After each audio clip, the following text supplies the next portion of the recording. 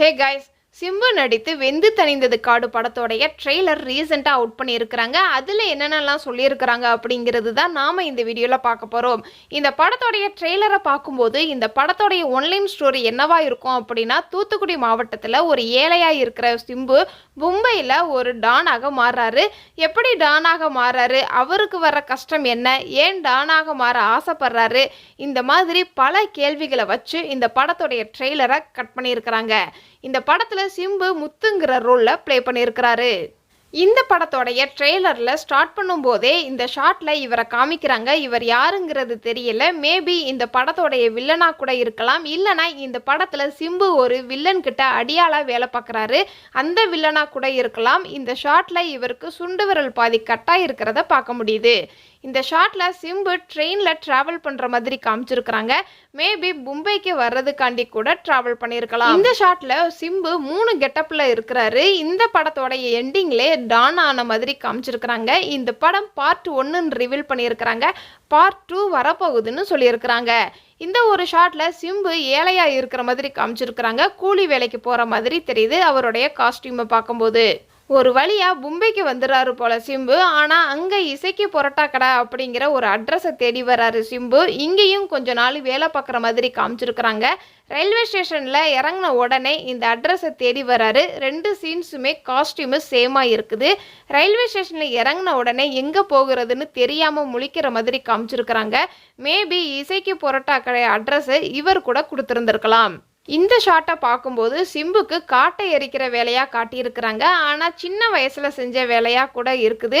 இந்த வேலை வேண்டாம் அப்படின்னு சொல்லிட்டு தான் மும்பைக்கு கிளம்புறாரு போல் சிம்பு.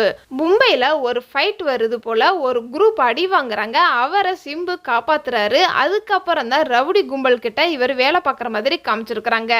இந்த ஒரு ஷாட்டை பார்க்கும்போது ஒரு ஆண் பெண்ணாக மாறுவதற்கான ஒரு சில ஷார்ட்ஸ் காமிச்சிருக்கிறாங்க. இவர் யாருங்கிறது படம் பார்க்கும்போது தான் தெரியும்.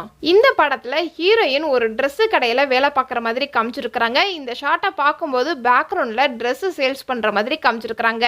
சிம்பு 3 டிஃப்ரெண்ட் கெட்டப்பில் வராரு இந்த படத்தில். ஒன்று சின்ன வயசில் இருக்கிற மாதிரி ஃபுல் சேஃபில் இருக்கிற மாதிரி காமிச்சிருக்கிறாங்க. அடுத்ததாக கொஞ்சம் சீன்ஸ்க்கு அப்புறமாட்டி கொஞ்சம் தாடி மீசையெல்லாம் வச்சிருக்கிறாரு. அதுக்கப்புறம் கிளைமேக்ஸில் டான் ஆனதுக்கப்புறம் ஃபுல்லாக தாடி மீசையெல்லாம் வச்சு மிரட்டுறதுக்கு ரெடியாக இருக்கிறாரு.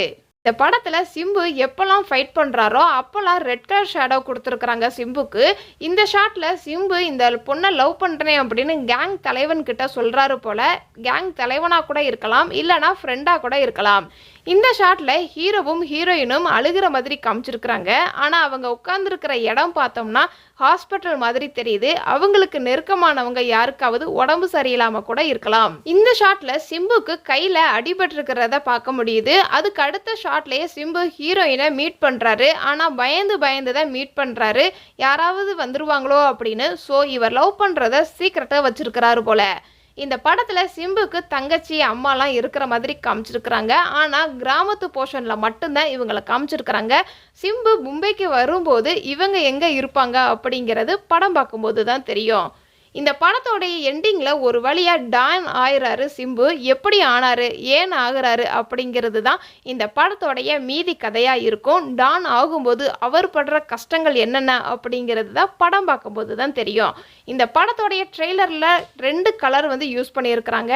ஒன்று கோல்டன் கலர் யூஸ் பண்ணியிருக்கிறாங்க, இன்னொன்று ரெட் கலர் யூஸ் பண்ணியிருக்கிறாங்க. இந்த ட்ரெய்லரில் பாட்டு காமெடியெல்லாம் எதுவுமே ரிவீல் பண்ணலை.